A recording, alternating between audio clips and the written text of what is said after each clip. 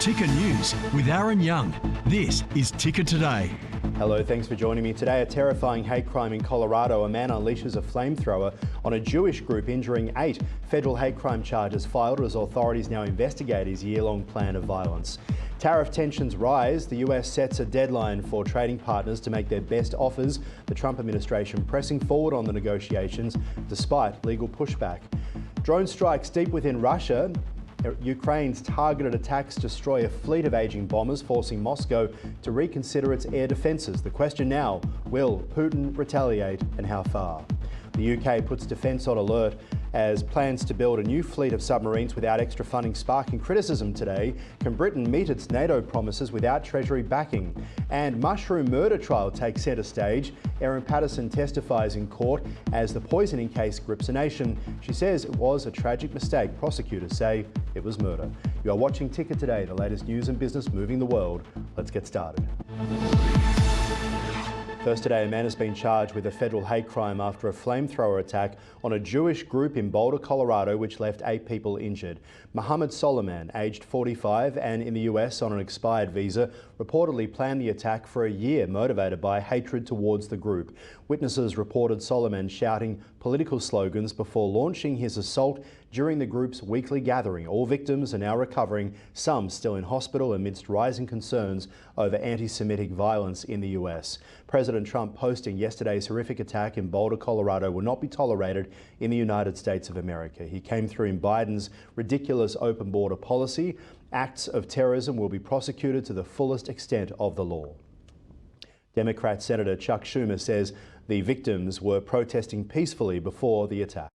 This morning, I spoke with senior officials at the FBI and urged them to use the full extent of their power to investigate this heinous attack. These victims did nothing wrong. They aren't involved with the tragic conflict in the Middle East. It's reported that one of the victims was even a Holocaust survivor. After all they were doing was expressing a simple plea: bring the hostages home.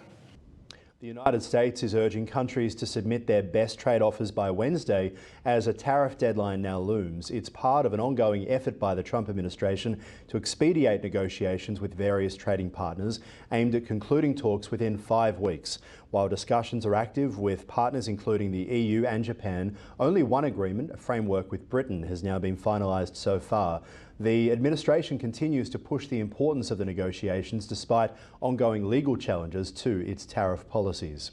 Ukraine's drone strikes targeting Russian Air Force bases have significantly undermined Moscow's military capabilities.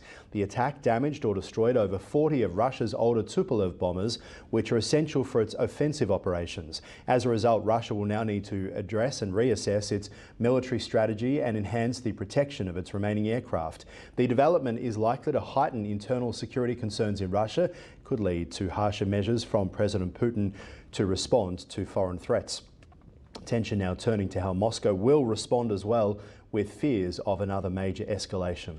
The British Prime Minister plans to put the UK on a war footing and commit to building up to 12 attack submarines in a new defence review. However, it comes without any additional funding promises, leading to criticism of the government's approach. Defence Secretary John Healey has indicated that while the goal is to increase the defence budget to 3% of national income by 2034, there's no firm commitment from the Treasury. Concerns have also been raised that failing to meet rising spending targets could jeopardise the UK's leadership role within NATO. The trial of Erin Patterson, accused of poisoning 3 relatives with mushrooms, continues as she takes a stand to testify in her own defence. Patterson, dressed in a paisley blouse and glasses, confirmed her name, pledging to tell the truth during her testimony about her relationship with her husband. The prosecution alleges that a meal she prepared in July 2023 was intentionally poisoned, leading to the deaths of her in-laws and an aunt, while her defence argues it was a tragic accident. The trial now in its 6th week, with the jury hearing evidence including text messages and police testimonies relating to the incident. Stock markets experienced a modest rise on the first day of June despite ongoing global trade tensions. The S&P 500 rose by 0.41%, closing at 5,935. The Nasdaq Composite increased by 0.67%. The Dow also making gains, ending the day up by 35 points. Tensions between the US and China continuing, both countries exchanging accusations regarding trade agreements.